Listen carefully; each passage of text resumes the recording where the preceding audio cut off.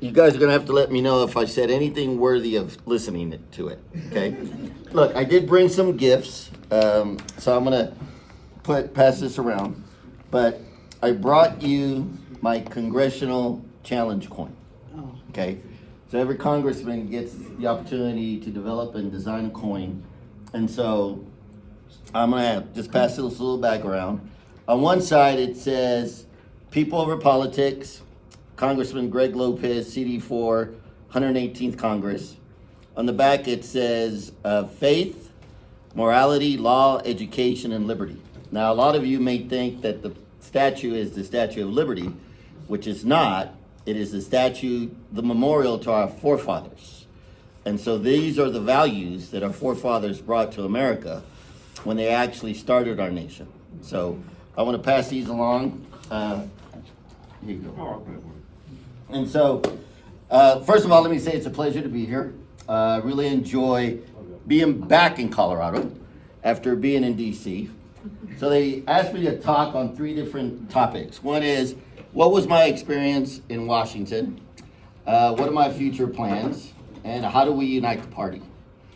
So I'll see if we can't cover that. And always feel free to ask any questions you may have. So, as most of you know, I was the congressman to fulfill the last 6 months of Representative Ken Buck in the 4th Congressional District when he abruptly decided to resign. And he had already announced that he wasn't going to be seeking re-election, but around March, he decided to inform us that he was basically abandoning his post, and he wasn't going to finish off the entire session. And so that caused a special election. The governor had to call a special election. You can't appoint anybody to that. And so on the primary in June 24th, I think it was, there were 2 ballot questions in CD4, which is, if you're not familiar with the district, it's pretty much everything east of I-25. 21 counties. Goes all the way up to Nebraska, all the way over to Kansas, all the way down to Oklahoma. And it's 21 counties, and Douglas County is probably the most populated county in the district. So 748,000 people is what a congressional district consists of. And so I was fortunate enough to be put on the ballot, and I ended up going to Congress. So I'll tell you this, everything you believe about Congress is true. Multiply it 10 times, and you're probably getting a lot closer to what it really is. And so I was very fortunate because I ended up inheriting the office of Representative Ken Buck. Now, he'd been there 10 years, so he was in the Rayburn building, which is basically the building where the more senior congressmen have their offices. So I always got a little kick out of letting Congresswoman Lauren Boebert know that my office was a lot bigger than hers. And it was, so, she's a great congresswoman. She's now the representative for CD4. As you recall, she left CD3, went to CD4, and she got elected. So I'll share with you some good and some bad and some ugly as it pertains to Congress. So I can tell you that my orientation into Congress was about an hour. I walked in, they said, we're going to give you orientation. I walk into a conference room. There's about 9 people on both sides of the table standing up, waiting for me to walk in. And I walk in, and it's the sergeant at arms. So if you guys saw the speech last night, the gentleman that introduced the president, that's the gentleman that I ran into when I walked into the room to get my debriefing. And so the first thing he did is say, Congressman, we'd like to welcome you aboard. Here's your pin. Here's your wife's pin. I said, I've never pinned my wife before. He goes, well, now you have a chance to pin her, right? And so he talked to me about my security. He talked about all the issues, that if I needed anything, the sergeant at arms would take care of it. We went around the table, okay? IT people were there, benefits people were there, Basically, I had a 1 hour orientation. They took my picture. They said later tonight, this was like on a Monday around 2 o'clock. We had votes. I was going to get sworn in that night. And so my wife was with me, my daughter was with me. They took my daughter and my wife up to the gallery. I went down on the floor, and the entire Congress is in session. And so the Speaker of the House, Speaker Johnson, gets up there and calls the House to order. And he says, for what purpose should the Speaker recognize the senior congresswoman from Colorado? And the senior congresswoman is Diana DeGette. And so I know Diana, we're good friends. She has some real good comments to say about me. I've known her when I was the president of the Denver Hispanic Chamber of Commerce, when I was a director of the United States Small Business Administration here in Colorado. And so she said a few words, and then Representative Doug Lamborn on the Republican side said a few words, and then I got sworn in by the Speaker of the House. And then they told me when I was getting sworn in, they said, you got about 2 to 3 minutes to address the entire House in whatever it is you want to say. And they had told me before, they said, you know what, make sure you reference your wife in the speech. Because she will remember this for the rest of her life, if you do. And so I said, okay.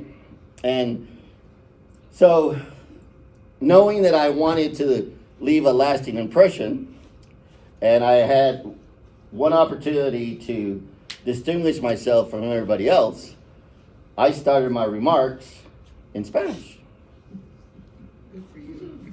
And so I got everybody's attention. Of course, I translated it in English.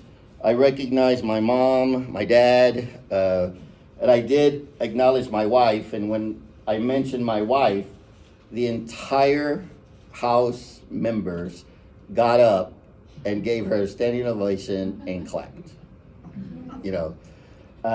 which was amazing. I was not expecting that, and so after I was done speaking, I got a standing ovation from the entire House. And then the Speaker and I and my family, we went to get the photos with him. And as we're walking out, he says, Greg, I don't know how you did it, but I've never seen a Democrat members, there's 3 of them that I've never seen stand up and clap for a congressman after they speak. I said, well, I don't know. He goes, well, I just want you to know it's totally different. And so I was told by everybody, enjoy your time here in Congress.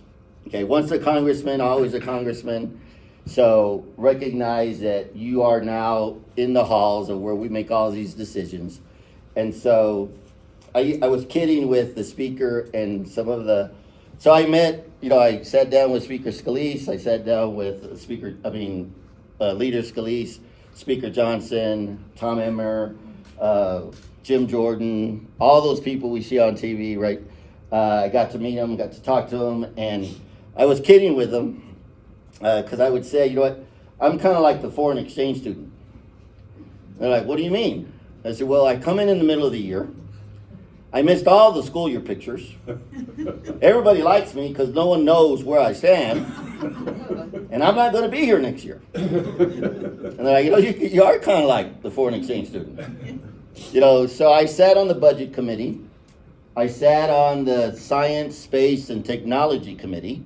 So anything that dealt with NASA, Lockheed Martin, our satellites, all those things, I was in those committees talking about AI, which is a very scary technology these days.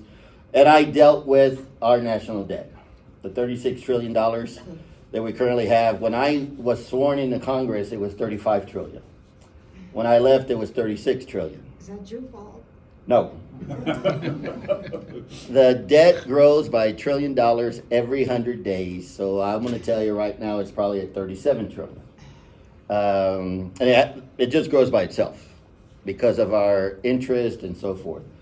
So, I can tell you that some of the things that I can leave you as it pertains. The pettiness in Congress is unbelievable. Pretty obvious last night. Yeah. It is unbelievable, the attitudes that you find. I assumed we were all adults. I expected we could have adult conversations.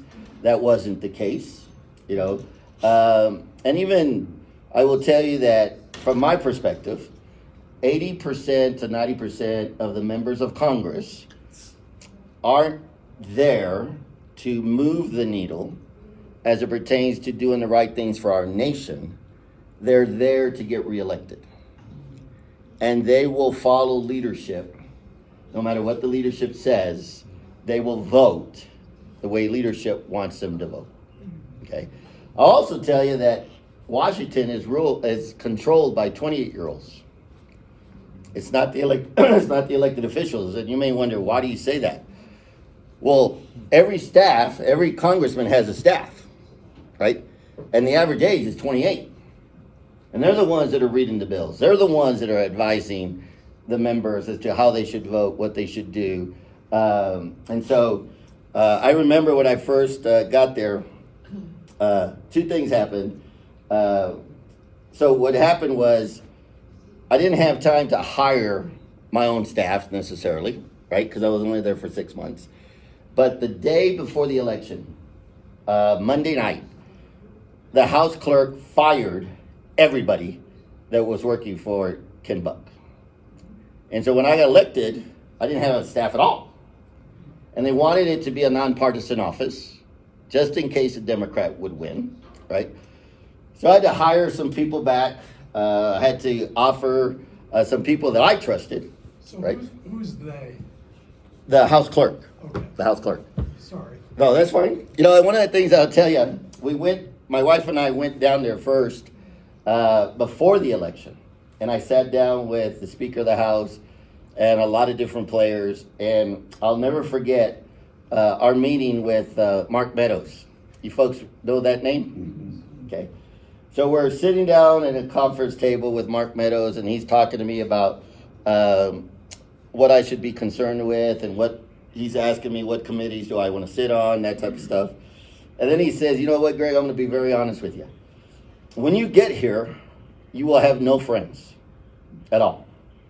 You're not going to have friends on the R side. You're not going to have friends on the D side. He says, if you want a friend, either get a dog or bring your wife. So I chose to bring my wife. And my wife was with me the entire time. Every time we'd go to DC, she was by my side, which was probably one of the best things we ever did, because I always had somebody to come home to that I could know that they were there for me. Who loved you? Exactly. And I'll tell you that the days, I'll give you a quick rundown of the week. So usually you fly out on Mondays, right? Get on the plane on Monday around 9:30, 9:10. It's a 4.5 hour flight. So by the time you get to DC, it's 2 o'clock, 2:30 in the afternoon. Your staff will come and pick you up. I usually would fly into Reagan. And so they'd come and pick me up. They take me to my office. By the time I'm in my office is around 3:30. I get a quick debriefing from my legislative director, from my chief of staff, from my communications director, from my scheduler, about everything that's supposed to happen that entire week. And then within an hour, I have to be on the House floor to vote. Okay? So we vote around 4 o'clock. You're there probably for about 45 minutes. After you're done, you either have meetings with other members because you're trying to get support for bills and other issues. And then your last vote is usually at 7 o'clock in the evening. Okay? So by the time you do the last vote, it's around 9:30, 10 o'clock sometimes. And so I'd be lucky if I got back to the hotel room, or got back to, we would rent Airbnb, because my wife wanted to cook and she wanted to make sure, these are long days, right? And the next day would start at 7 in the morning. And you go from 7 in the morning to 8, 9, 10 o'clock at night. And my wife was very good at telling my staff, make sure he eats. because he'll get going, right? And he won't stop for lunch. He's just plowing through the day because he's a worker bee. And if it wasn't for my staff to say, here's your lunch, or we put some lunchtime in your schedule, me eating was not a priority, because there's a lot going on. So I was able to, so let me tell you this, the continued resolution. When you hear the words, and I'm so glad that President Trump last night said, it's time that we pass a budget. Do you guys hear that? Mm-hmm. So when you hear the word continued resolution or omnibus, what you should interpret that to mean, because it's true, is Congress has failed to do their job. One of the only jobs that really is in the Constitution for Congress is to pass a budget. That's their job. Watch over the purse. And so when you hear a continued resolution or omnibus, that means Congress did not pass a budget. They're just adding on to the base of the last budget and just keep going. In the last 40 years, folks, Congress has passed a budget only 4 times in the last 40 years. There's 12 appropriation bills that we're supposed to pass. It's not difficult to pass them if you focus it on. You got strong leadership. I'm here to tell you that Speaker Johnson is a good man. He's not a good leader, but he is a good man. On the continued resolutions, I voted no on all of them except for one. And I really struggled in voting for the continued resolution. And this was the one in September, because remember, the fiscal year for the federal government is October 1 all the way to September 30th. So we had to make sure that we were going to fund the government before the end of the year, which is in September. So one of the things that I struggled with is they attached an amendment or a bill to the budget, the continued resolution. And it was called the SAFE Act. And the SAFE Act required that any citizen, if they were to vote, they had to prove that they were citizens of the United States. And that was going to be the law of the land. But I also recognize that we're $36 trillion in debt. So do I vote to continue the debt and increasing it, knowing that we don't have the money to pay for it? Or do I vote no, or do I vote yes because of the SAFE Act? So the good thing about Congress is that there are prayer groups. There are individuals that believe in the Lord, and every Thursday we break bread, we read our Bibles, and we pray. And these are both Republicans and Democrats. And there is a pastor on the House floor. You may see her, it's a female. If you ever watch C-SPAN, you'll see her down there. And I went down to her and we were talking. I said, I'm really struggling with this vote. And she goes, okay, tell me why. And so I explained, the debt and so forth. She goes, you know what? I don't know exactly how to tell you what to do, but follow your heart. The country will figure it out. So they give you about 5 minutes to vote, and there's a clock, right? You can see how much time you have left. I voted the one with the star, the SAFE Act on it. I voted yes, but I only had 3 seconds left before the clock would end. It failed. Okay? It didn't pass because there wasn't enough people that wanted the SAFE Act. Think about that. There wasn't enough Congress members that wanted to make sure that Americans were the only ones that were voting in our elections. And so they took it off for the second round. They took it off. Well, I voted no. Again, because of our debt. Okay? The last vote that I casted before I left Congress was again on a continued resolution. Because when we voted in September, we said we were going to fund the government only until December 20th. And so here it is, December 20th, right? We get there on Monday, just to give you a quick idea. We get there on Monday. Everybody's asking, what are we doing? Do we know what the continuing resolution looks like? Do we know what's going on? No one knew anything. Okay? And so we come to, so Monday comes, no one knows anything. Tuesday shows up, and we still don't know anything. We're at caucus, which is where the Republicans get together in the morning. We asked the speaker, where are we with this thing? You know, do we have a resolution? We're running out of time. Now remember, there's nothing to prevent us from voting on this in October or November. Just because we did it in September doesn't mean we have to wait till December. But he chose to wait till December. And so, long story short, he finally he tells us, hey, I worked out a deal with Hakeem Jeffries. I think this is going to be a good deal for us. We just need to pass it.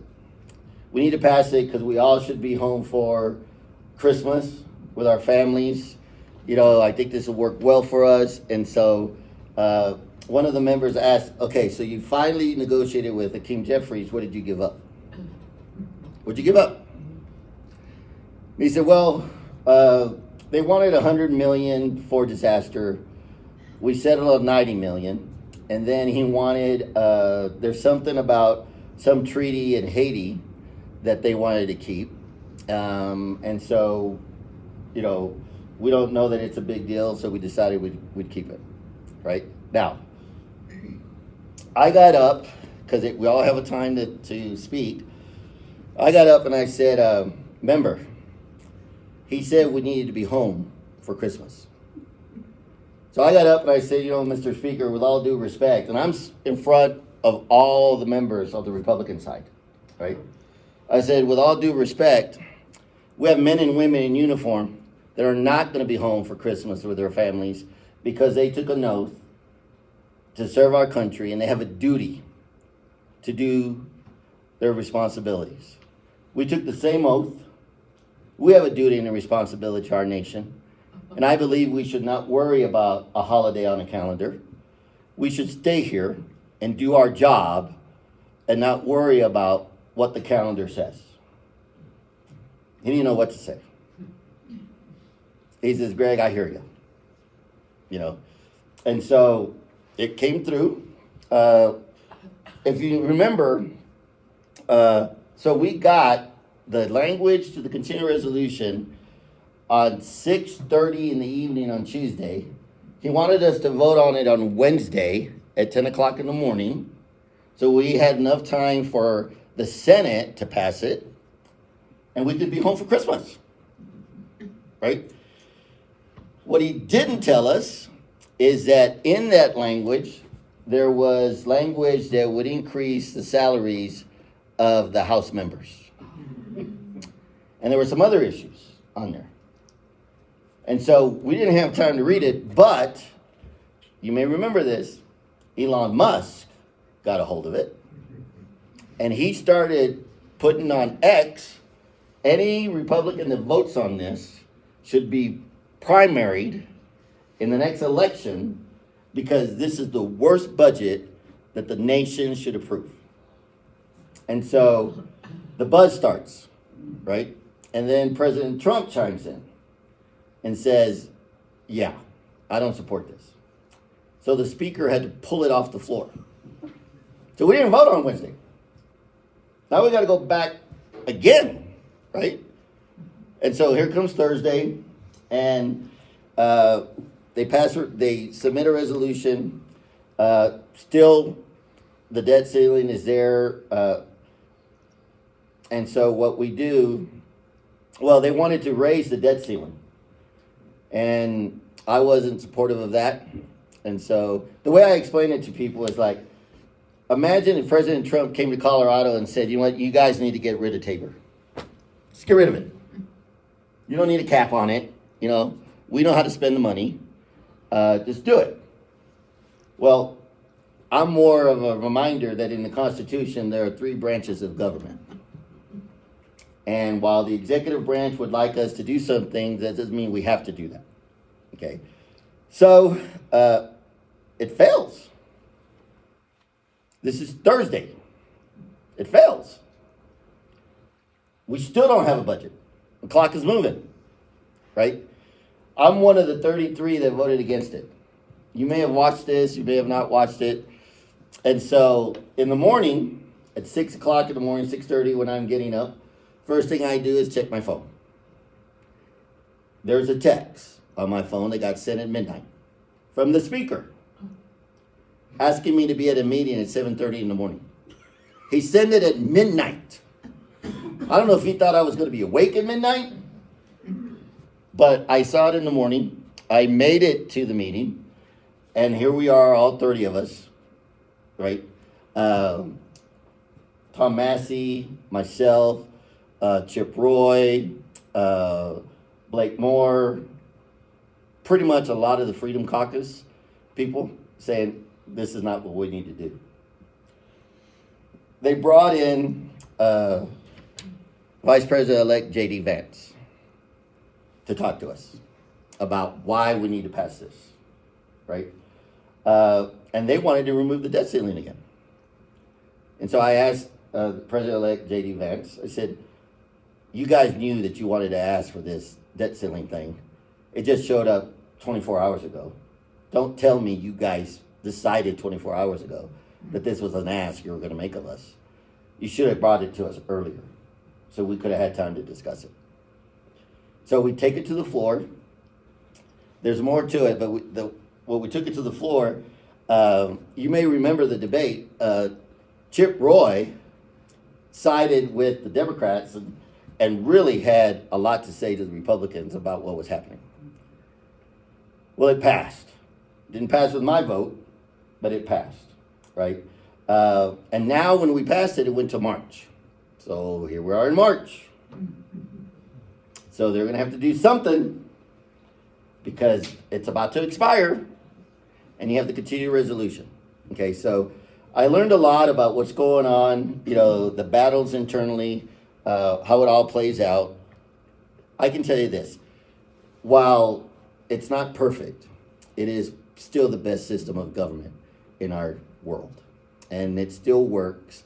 Sometimes it's messy, sometimes it doesn't go well, but if you have adults in the room, you will solve these issues as they come through, and so I did get an opportunity though to pretend I was the Speaker of the House.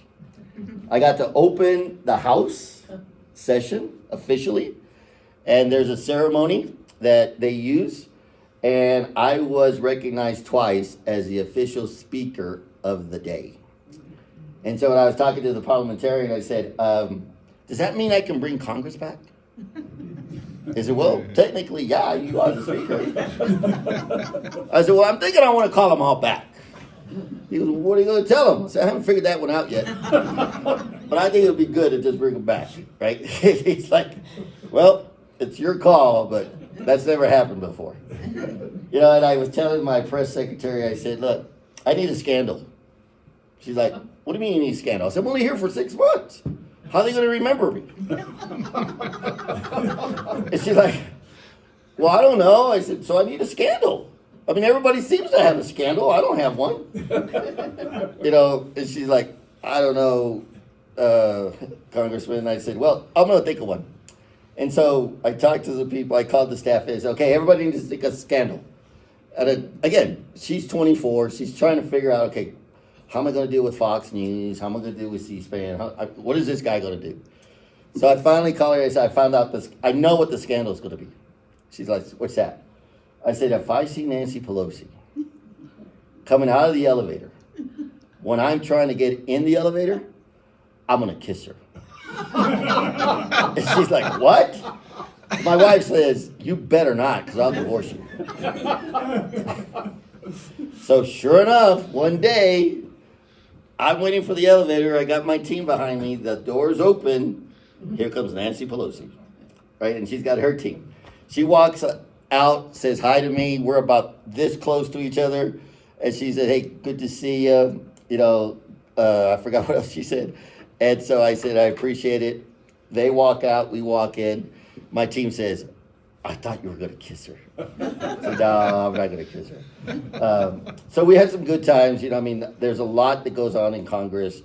So a lot of people are asking me now, hey, what are you going to do? What do you do now? You're back. It's great to be back in Colorado, and so people have said, so what are you going to do now? A lot of people think that I should run for Congress again, whether it's in the district I'm in or a different district. I had a lot of members say, we need you back, figure it out. We'll help you raise money. You need to come back to Washington and fight the battles with us. Others are saying, hey, Senator John Hickenlooper is up for re-election. We need someone to run against him, right, for the United States Senate. And then I have a lot of people say, you need to run for governor. We need you as a governor here in Colorado. I can tell you that, I'm going to see where the Lord takes me. But there's nothing about D.C. that is appealing to me. Nothing. Okay? I really care about Colorado and what's happening here in our state as it pertains to our children, as it pertains to rural Colorado, as it pertains to our rights with guns. If you haven't been paying attention to the legislation that's going through, it's unbelievable, the bills that they're trying to get through here. So stay tuned about what are my next steps. I will tell you that I do believe the Lord wants me to stay in the government sector. So we'll see. We'll see where that takes me. Now, when it comes to the how do we unify our party? I tell you, it's a mess, isn't it? I mean, our state party is a mess. It's like Humpty Dumpty, except I think Humpty Dumpty fell off the wall twice, not just once, because the pieces are really broken up. It's kind of like the Hatfields and McCoys. These days, you really don't see any type of unity. I think the first thing we need to do is follow the golden rule, right? How about we treat each other the way we'd like to be treated and not worry about who's got the power, who's got control, who's going to do what. There's a lot of history. There's things that have happened that I don't support. There are things decisions have been made that I just shake my head and it's like, I don't know why we did that. But they didn't ask for my opinion. So, we just kind of watch to see what happens. But I do believe that if we come together as a party and we recognize that what we're trying to achieve here is save our state and save our children and save our families from what is happening with a Democrat rule, I think we can win. I really believe that. A lot of people believe that it's so blue, there's no way we can win. Now think about this for a minute. How many of you have been here for more than 20 years? You remember when we were a strong red state, right? And 20 years ago, the Democrats were sitting exactly where we're sitting here today, wondering how can we ever make Colorado blue? And they did it. And now we're sitting in the same chairs they were, and we're scratching our heads and saying, how are we going to make it red? Well, it takes time, it takes good candidates, it takes good leadership, and it takes a strong voice that lets people know that, all of this is bigger than any single one of us. While we fight to control the state party, the Democrats fight to control the state. And they're winning. If you don't know this, I'll give you some quick numbers. Here in Colorado, at the state legislature, there's 100 elected officials that are making the laws in Colorado. 65 in the House and 35 in the Senate. In the House, out of the 65, there's only 22 Republicans. Out of the 65, there's only 22. In the Senate, out of the 35, we only have 12 Republicans. So every single Republican could stay home, not show up to work, and the Democrats still have all the votes to pass any bill that they want to pass. And they are passing every year an average of 500 bills a year is what they're passing. So we either sit back and keep watching it happen, or we find good candidates that are willing to step into the arena and challenge the worldview that the Democrats want us to live in. I'm a firm believer we live in a world we allow to exist. And if we don't like the world we live in, we better change it. And the way we change it is we get involved. And so these are some of the things. It's going to be very interesting to see what happens on the 29th. How many of you are delegates? Anybody? What? Delegates be able to vote? Bonus members, right? Bonus members. It's going to be very interesting to see what happens on the 29th, because that's when we're supposed to decide what is the leadership for the state party for the next 2 years. And so, folks, I would encourage you. I firmly believe that our brightest future is in the horizon.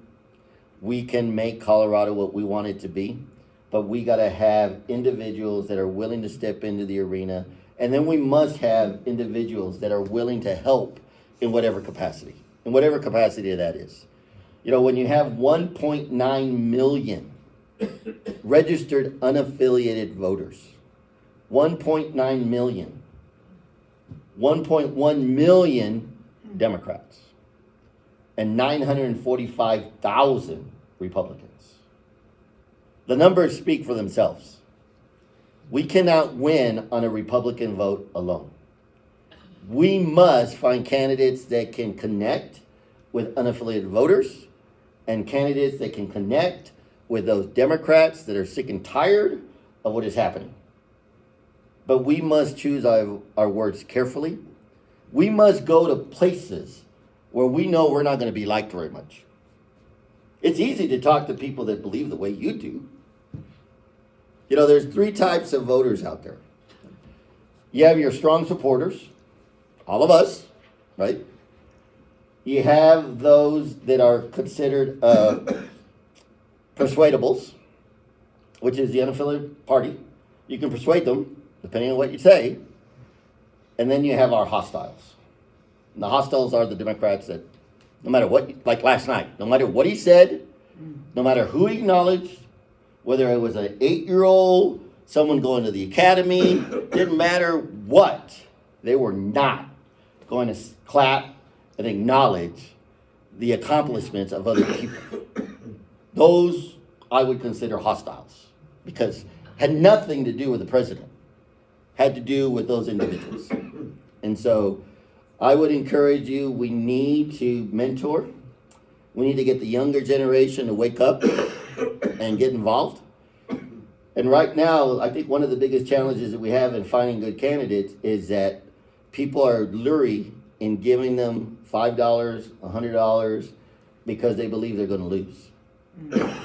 And we got to just ignore that, and we got to invest into the future. Here's what the Democrats will. I talked to a lot of Democrats. As you know, I ran for governor twice, right?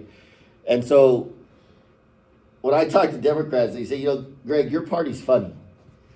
I say, what do you mean we're funny? I said, well, yeah, when you guys get mad, you guys go on Facebook, you go on X, and you just complain. You let everybody know you're upset. I said, yeah. They said, you know what we do when we get mad? I said, nope. What do you guys do? We write checks. We write a $10 check. We write a $20 check. We'll send money to the party because we know money is going to get us elected. While you guys are out there yelling and screaming at the world, we're funding our candidates. And when you think about it, yeah, maybe we should do a little bit of what they're doing, right? When we get mad, let's write a check. Let's write a $5 check. Trust me, if you look at my numbers, the last time I ran for office, for governor, it cost me 42 cents a vote.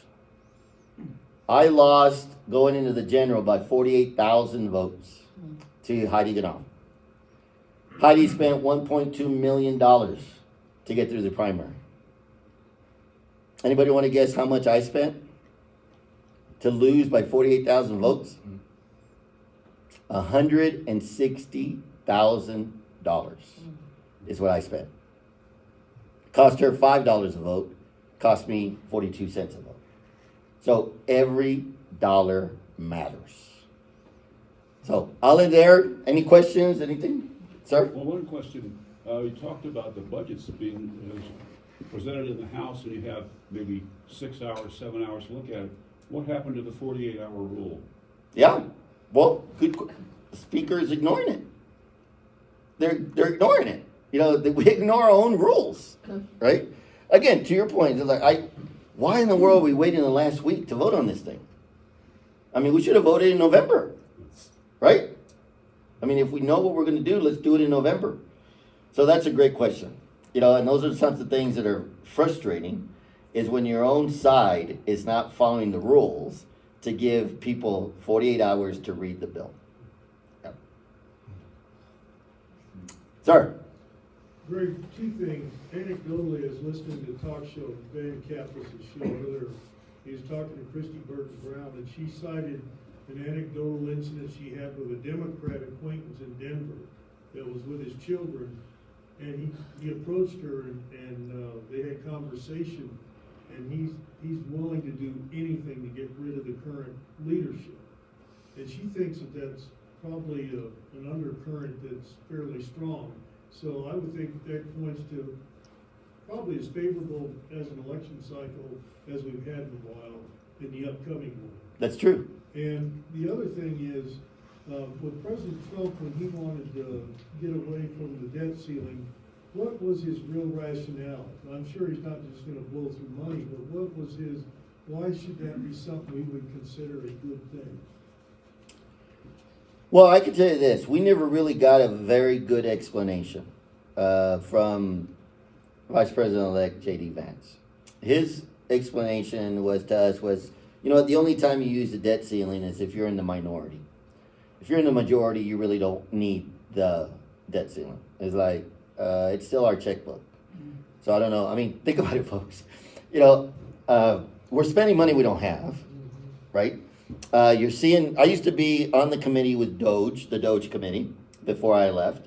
So I sat down with Vivek Ramaswamy, Elon Musk, and talked about, you know, some of the debt that's going on.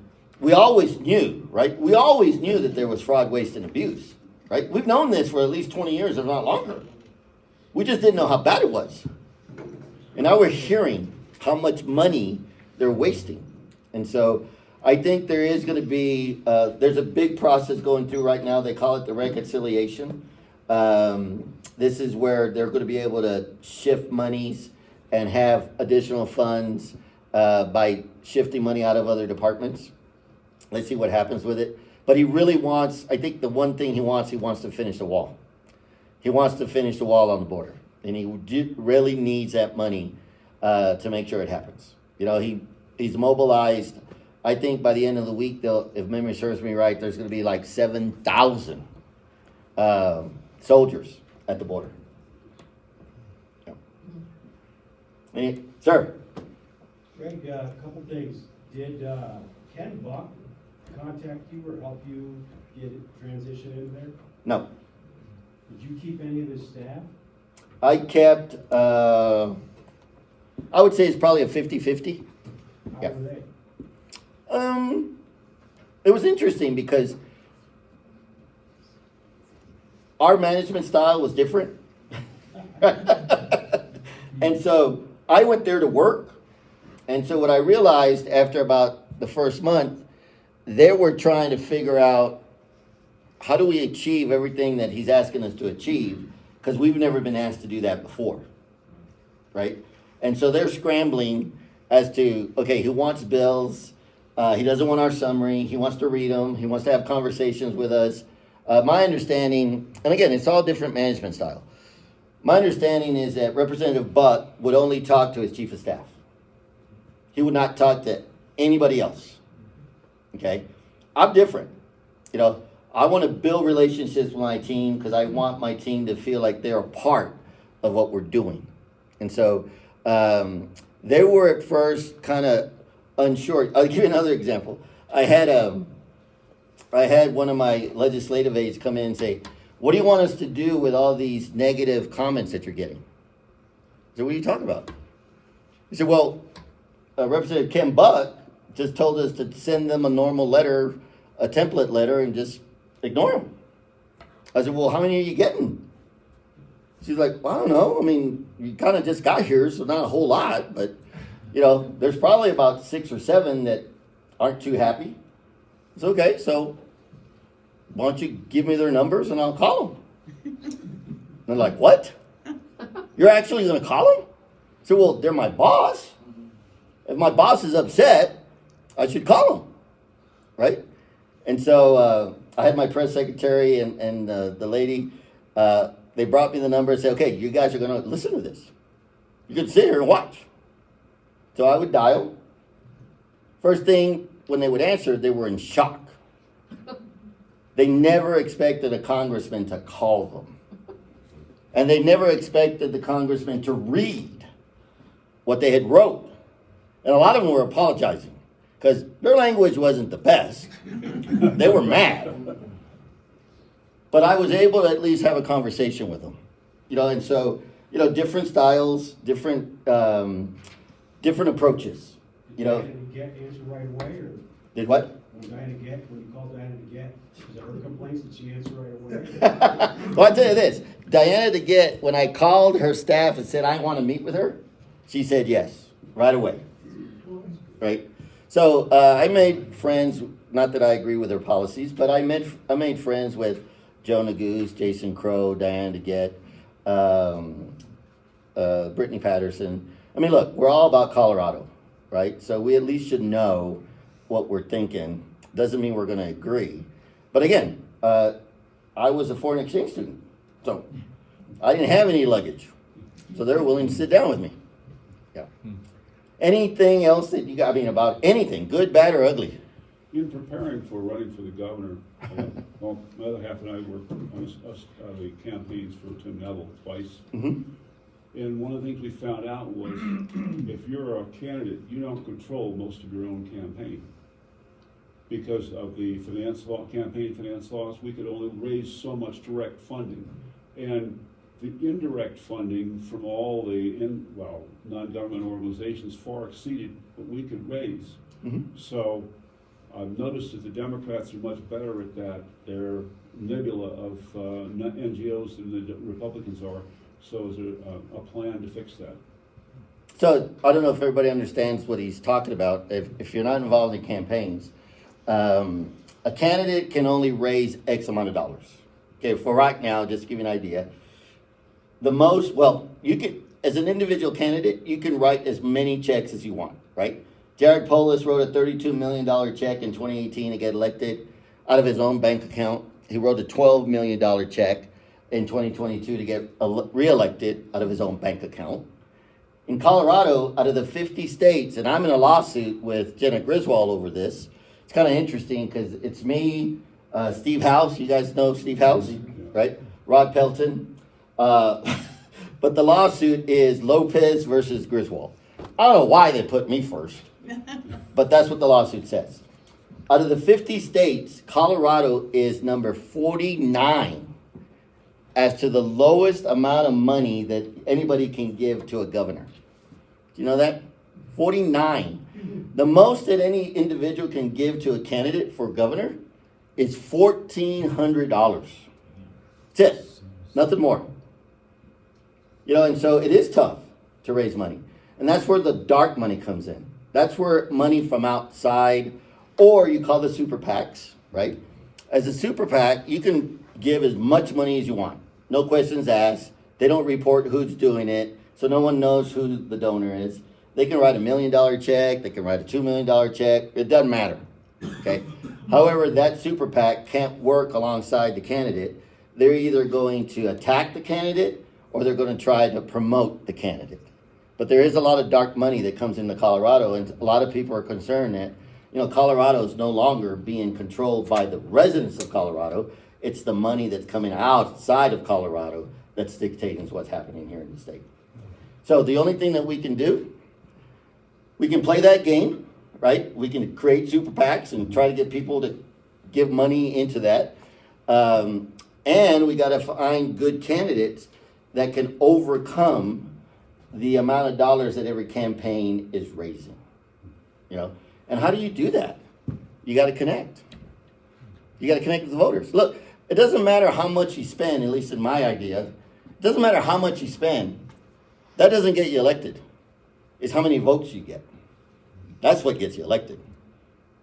You know? And so we just got to, all of us, echo the same sentiment and quit fighting amongst each other, because the Democrats are laughing at us. And you may not know this, but we're being watched throughout the nation. There are big donors that would like to see Colorado back on the game board, and they're like, I don't know, man.